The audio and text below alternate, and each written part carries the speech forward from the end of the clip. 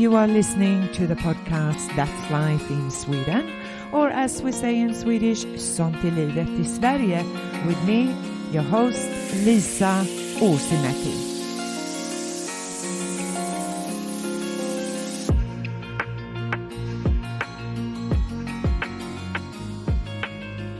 Today I'm speaking with Dr. Hanna Teräs, who is a principal lecturer in digital learning environments at the School of Professional Teacher Education at Tampere University of Applied Sciences in Finland. She's also part of a unique European project titled Academy for Sustainable Future Educators, or EduSTA, where countries involved in the project are, besides Finland, Holland, the Czech Republic, Spain and Sweden. Hanna's role is to support the development of micro-credentials. Hello and welcome, Hanna Teräs. Thank you. How are you this morning? Oh, I'm very good this morning. I'm just looking out of my window into a snow chaos, just waiting for a response on my behalf. Okay, all right. Are you at work? Are you at the university? I'm actually working from home today. Oh, that's good. That's good. And you got a lot of snow, I guess? Oh, yes. We've had heavy snowfall for a couple of days now. Oh, okay. Yeah, a little bit of snow here in Göteborg, not too much. Okay, so now you got a fascinating background, and I'm especially curious about your connection to Australia. So can you share a little bit about that connection? Oh, I and Australia go back a long way. It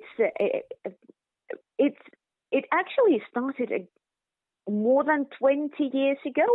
I was still doing my undergrad studies, and as a part of my studies, I did this couple of months stay in Perth in Western Australia, and it sparked a love for that country for me, and I've been just going back and forth for various reasons for the past 2 decades,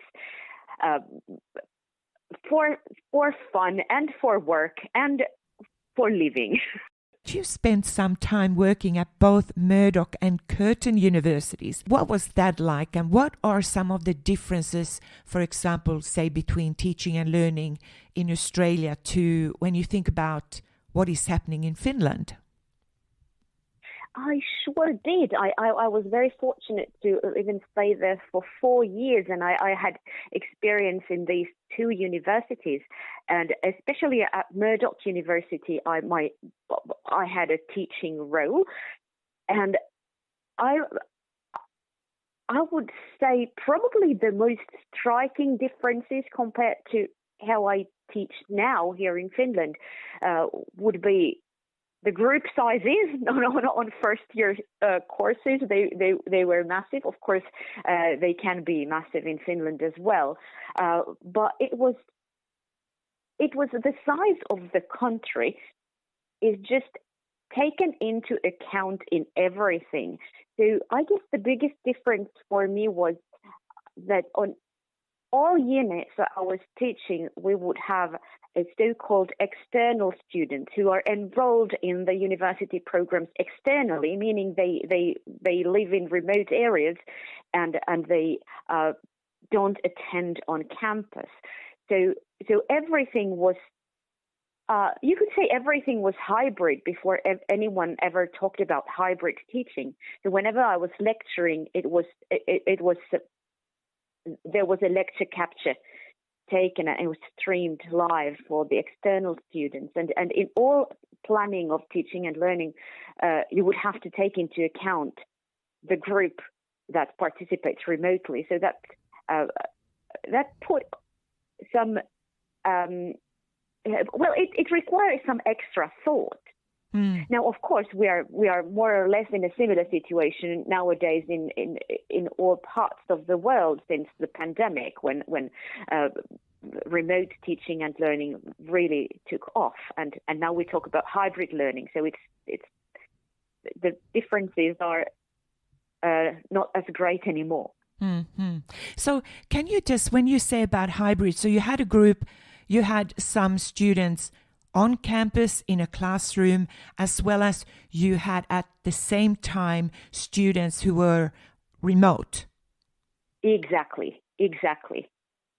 And so all the lecture theatres and classrooms would be equipped with technology that would allow for the participation of the remote students as well. Yeah. And how many students are we? Give us an example. How many students would you have in your class? Oh, if we're talking a first year class, because the first year units are big, I could easily have 300 in a lecture theatre face to face, and then another maybe 50, 40 to 50 attending remotely. Wow. So how did you manage? I mean, were they allowed to, pose questions to you, or was it basically that the focus was on the lecture and then afterwards they could pose questions? Yes, the focus was very much on the lecture. So the lecture would be. We were using the Echo 360 technology, which captures the lecture and makes it available as a streamed lecture for the remote students. Right. And they would see, I wouldn't have to do anything. It was timed so that the lecture capture just starts whenever the class is scheduled to start. But it was a funny thing. I would have to stand in this defined area so that the camera would capture me when I speak. Otherwise, I would walk out of the camera. Yes, yeah, outside the camera, yeah. Exactly. Well, how long ago was this?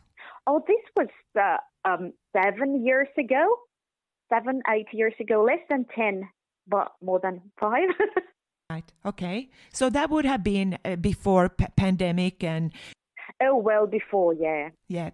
All right. And of course, Australia is recognized for remote learning because of the distances and the how big the country is. Oh, yes. And Curtin University were actually they had they put in a lot of investment into enabling collaborative learning between the external and the on-campus students. So they have this technology that would allow for not only capturing the lecture, but actually capturing the interaction that takes place in the classroom. And the students would be sitting around tables that had their own microphones, and whenever they were speaking, they would press on a button, and then the remote students would be able to hear their conversation, and we could hear them. And so this was really, but of course, something like this it takes a lot of effort to put something like this into place. So now you have a special interest and you are specialized in digitalization of education. What made you interested in digitalization? This was also something that started already more than 20 years ago. And I could say it was a lucky coincidence, or maybe it was providence, whatever it was. I was my very first job, which was actually at the same university where I'm now working at, Tampere University of Applied Sciences. My very first job was that I was hired into a project where they were creating fully online language courses for company use, for in-company training of English language skills. I'm originally an English teacher. So that was my very first job. And of course, 20 years ago, this was something completely new to do something fully online. This is, mind you, this is way before we had Zoom or Teams or any synchronous video-enabled communication tools. This was fully asynchronous teaching and learning. And it was so much fun. We were doing all these recordings and creating all these materials. You really had to think everything anew. Like, we couldn't do the same thing as many have now done during the pandemic, trying just to move the classroom teaching into an online environment because we just didn't have those options back then. So that really got me interested in technology-enabled teaching and learning. And somehow I had the feeling that this is the future of education. And I was not completely wrong. No, you certainly weren't. But so you talk about that transferring face-to-face classes or material to online. What is the difference? What I mean by that is that very often teachers tend to try to replicate the face-to-face experience as closely as possible in the online environment. And now that we have the synchronous video lecture tools, it's possible to do that. Right. You can have, you can do different kinds of synchronous sessions online. Excuse me. Sorry about that. That's all right. So what do you... Yep, go ahead. Whereas back in the day, we couldn't do that. But we had to put much more thought on the pre-planning, on the what would now be called learning design of the learning activities. So we would build in a learning pathway. Like, this is what happens in week 1. This is week 2. On week 3, there is going to be this and this discussion forum and these activities. So there was a lot of planning like that, instead of trying to do a lecture or a seminar group online. Which is quite different. Yes. So what do you think? Do you think will online teaching take over face-to-face teaching in higher education? This is a very good question, and partly it has done so. It has taken over parts of face-to-face teaching, and I was just talking with colleagues from different parts of Europe, and everyone is facing the same dilemma. Students are now questioning the meaningfulness of coming to campus. If it's a lecture that they could quite as easily listen to when they are working from home. So I think we are probably in a situation where we need to really put a lot more thought into the pedagogical quality and pedagogical meaningfulness of our on-campus activities, so that there will be added value in coming to campus. Because I still believe, as a teacher educator and a pedagogical expert, I would say, I still believe that deepest learning takes place in action and in collaboration. So if we take that element completely out of learning, it's lacking in some aspects.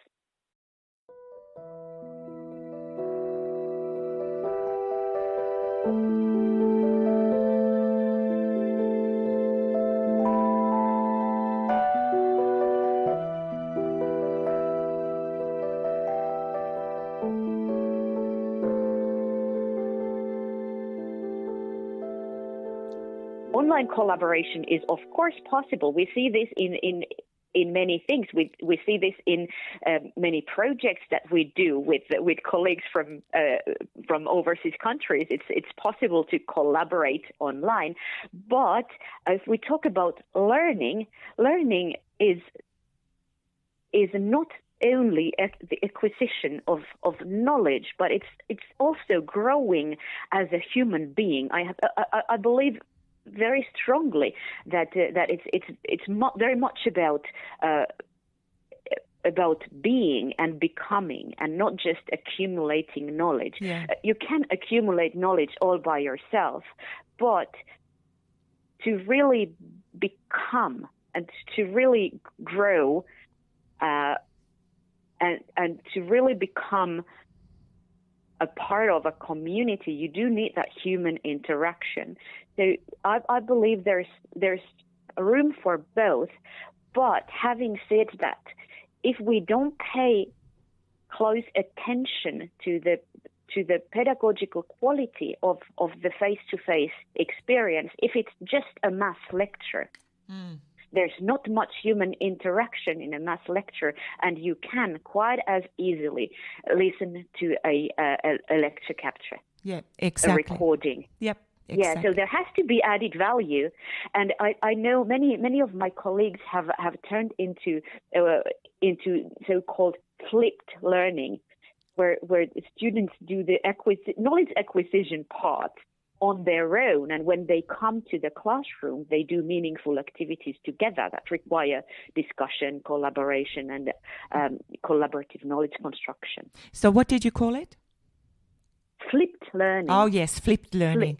Yeah. Yes. Yeah, because I thought about flipped, how we got, you got the flipped, what do you call it, that whiteboard. Oh, yeah. And yeah, also, yeah, yes. Yeah, so, and the thing is, and which was my next question, the pandemic really has challenged a lot of teachers. And I think, I'm not sure, but I'm asking you, the challenges did not necessarily relate to learning how to use Canvas. Rather, it was more about learning the different technical terms. Absolutely. And also, it's also this, I agree with you on that. And I would add on it that there's also the aspect of like technically being able to use a software, say Canva, for example, and then having the technical pedagogical skill to use it meaningfully. That's right. And that's where the biggest gaps are, I think. And very often the professional development that is offered for university teachers in the use of these tools concentrates on, press here and this is what happens. This is how you open this folder. This is how you upload this material. Yeah. But what would be needed is more knowledge, more professional development on learning designs. Yes. The pedagogical planning. That's right. Okay, so now you co-written an article with the most amazing title, and it's called The Life and Times of University Teachers in the Era of Digitalization, a Tragedy. Yes, I know it's a bit provocative, isn't it? I thought it was great. I thought now you have to explain. Yes, I will. This is, I named it like that because the study itself is done using the narrative research methodology. So a tragedy, of course, refers to a type of narrative, the classic tragedy, and the analysis of the data and how it's presented in that article is in the form of a classical tragedy. So it really is a classical tragedy with the rise and fall and all that, the catharsis. It's presented in that format. But what it's all about is I really wanted to find out how digitalization, as it has been going on for quite some time, how, because very often it's like teaching and digitalization, they're very often studied in terms of technology acceptance or the digital skills and competencies of teachers and so on and so forth. And nothing wrong with that. But what I think has been missing is how the lived experience of the university teachers in the digitalized working environment. Of course, digitalization refers to it's much more than just using technology for teaching. So what we did in this article is we interviewed some educators in higher education who had 20 or more years of service, so that they would have a long enough experience to be able to tell the difference. Like how have things changed during these years, especially in terms of digitalization. How has digitalization impacted on their experience of the professional experience and their professional identity? And using narrative interviewing, we invited these stories of these educators. And the interesting, what I first wanted to do, I wanted to present the findings in the form of a classical play. But then I found out that these stories did not have a resolution at all. A classical play has a resolution. There is the peak moment, there is the problem, there is the turning point, and then comes a resolution. Right. But these stories did not have a resolution. They were rather depressing. And they reveal a picture where these experienced educators feel that the very nature of their work has changed, and they are becoming more and more machine operators, so to speak. They have to use all these digital reporting tools, and there's less and less time for meaningful communication with their students. So it's more and more about managing, and less about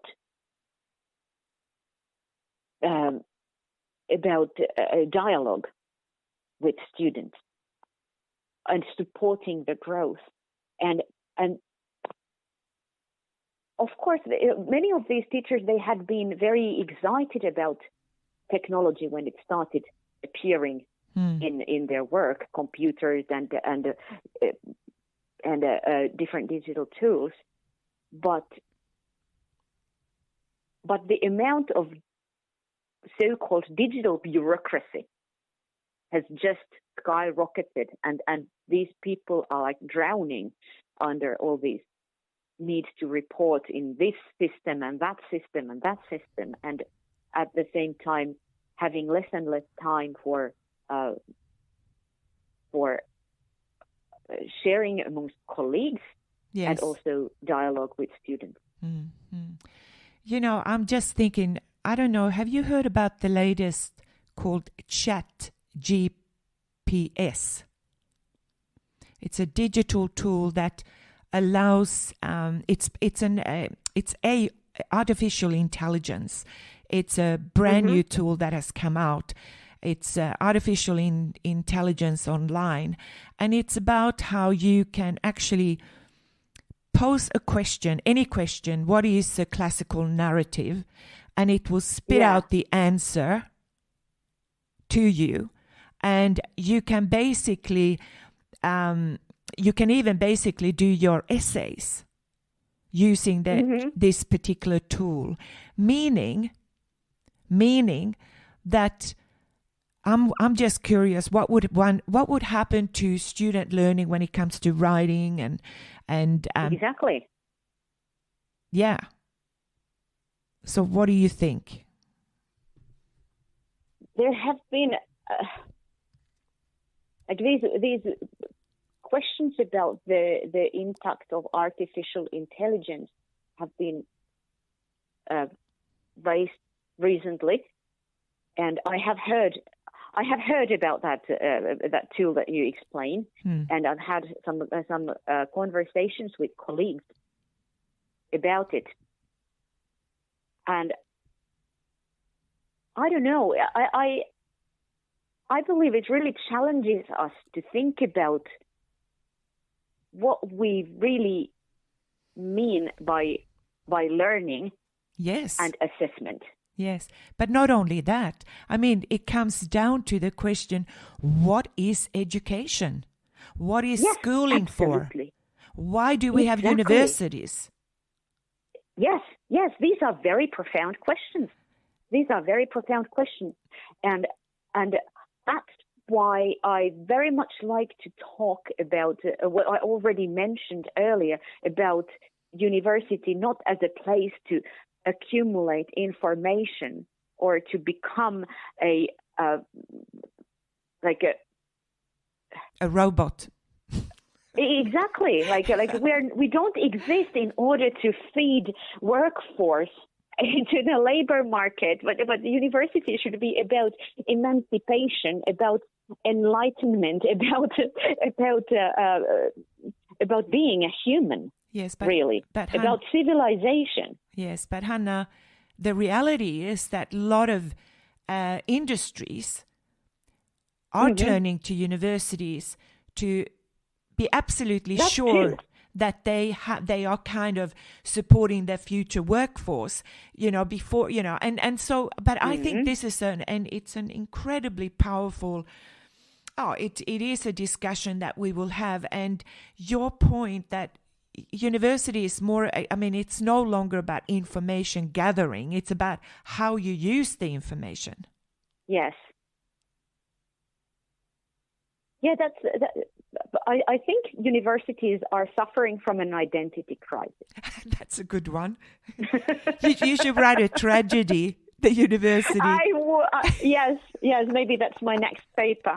Universities in an identity crisis. Yeah, in an era of tragedy. Yeah, identity crisis, absolutely. And especially because, as I said, I was just thinking about this chat box, the GPS.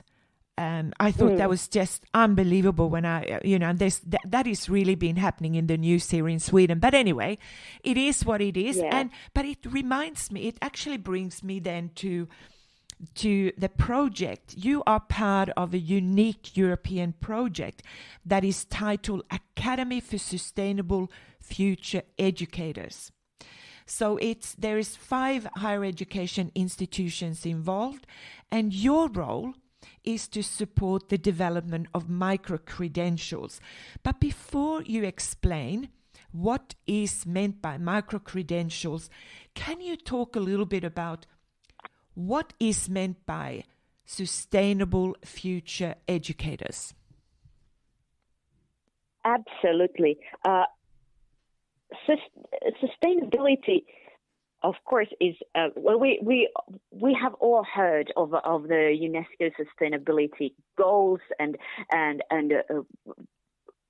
you don't really have to even pay all that much attention to see in the news in our world that we are facing some what could be called wicked problems. We are facing sustainability challenges in many areas, of course, environmentally, but not only that, also economically, also culturally. We do need a more sustainable world in order for the world to be able to, sustain itself, quite literally even, and I believe that in trying to achieve this, education and teachers play a very central, an essential role, because we know how influential education can be, and therefore it's. I return to my point about education and not only being about accumulating information and skills, but also attitudes and the readiness, availability, and also motivation to tackle these issues. And therefore, educators need. They need to have a certain skill set or certain competencies in how to cultivate this in their students, how to embed sustainable development goals into their teaching on different levels, not just the level of distributing information about them. Mm-hmm. But how could sustainability and sustainable development goals inform the very practice of educators. What would those competencies be? What would those skills be that those teachers need in order to be able to cultivate a similar mindset in their students? So that's what is meant by sustainable future educators. So do you think teacher education programs will change from what they are today? I believe they would have to take these questions into account in a wider extent than before. They for quite some time now, sustainability, sustainable development has been there in curricula, in the educational policies, at least here in Finland. But it has been, in my opinion, it has been there as an additional extra, like one of the things. But it hasn't really been, like if we compare, for instance, with digitalization, which is really, it has become an overarching theme and like everyone is on board. It's just like, imagine if sustainability would be approached in a similar way. There would be so much more impact. So now your role is supporting the development of something called micro-credentials. Now, I had Sanna Ruoholahti on the program who talked about digital badges and what they are. So now micro-credentials are linked to these digital badges, but I thought, well, you're an expert in this area, so can you explain what micro-credential is and then explain their significance? Yes, they definitely are linked to badges. Very often they go together in such a way that the badge is sort of like the I was going to say physical, but it's not really physical, it's digital. A digital proof of achieving a micro-credential. As the name says, it's micro refers to being small, being a small amount of learning, a very focused topic, a short course, a very like a short learning experience, focusing on something particular, like in a certain aspect, not as something that like a full program that gives a holistic understanding of a complex phenomenon. So that would not be a micro credential, but a certain aspect of something like that might be presented as a micro credential. So it's a short-term learning experience, and as the name also says, it's credentials. So the learning experience would have to be something that is credentialed, so that there are learning outcomes that are specified. There is certain quality in it. It's not just that you attended a lecture and then you get a badge for it, but there would be a way of demonstrating that you have achieved the goals, the learning goals of that short-term learning experience. So when you think about the project, the European EduSTA project, what is the significance of these micro-credentials and badges? The significance would be, I think, in creating an opportunity to achieve and demonstrate and be recognized for achieving these skills, competencies, these sustainable teachers' sustainable development skills. And in this project, especially, we would look at those sustainable development goals from the perspective of teachers' competencies. Like, what does a teacher need in order to? So it goes it goes beyond citizenship skills. Like there are sustainable development goals that address citizenship skills that everyone should have. But then what would this mean from a teacher's perspective? Like what skills would pedagogical and teaching skills and characteristics should a teacher have in order to be able to promote and cultivate these skills in their learners? So that's another layer of sustainable development goals. And what we are doing in this project is that we are with the help of a meticulous background work, consulting literature, policy documents, experts, teachers, policymakers, we are mapping the framework of these competencies. Like what would they be, and then translate them into micro credentials, into small short-term learning experiences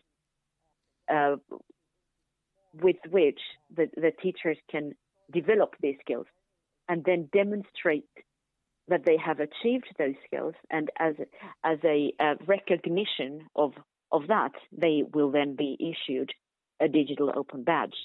So this would be professional development. And having said that, of course, even prospective teachers might be interested in something like this. It's not ruling them out, but it's not. Our aim is not to develop another teacher training program, but rather something that will enhance what's already out there. Mm. And the reason we have chosen the micro credentials and badges approach is the flexibility of the micro credentials. It's much more feasible from the perspective of a time poor teacher to do micro credentials rather than participate on a course that would take place in a physical classroom. And how would they find the time? And this is one of the main benefits of micro credentials: the flexibility and stackability of them, so that by doing them, doing many of them, they form larger pictures. But the flexibility is what makes them very useful for professional development. Mm. So, is there anything you want to add to the discussion or the conversation we had that I have not mentioned that is important to you?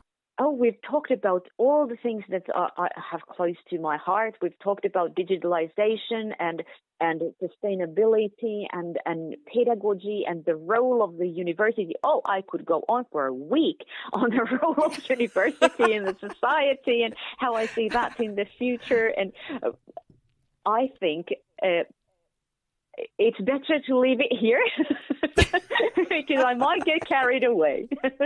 We will have to come back another time. And because Hanna, it's been absolutely wonderful speaking with you. And so thank you very much for your time. And also, hyvää joulua. Thank you so much, Lisa. This has been an absolute pleasure. Thank you for inviting me. It's been great talking with you. Thank you. Hyvää joulua. Kiitos. And you have been listening to the podcast Sånt i livet i Sverige, or in English, That's Life here in Sweden, with me, Lisa Åsimäki. Till next time, take care of yourself and each other. Bye for now.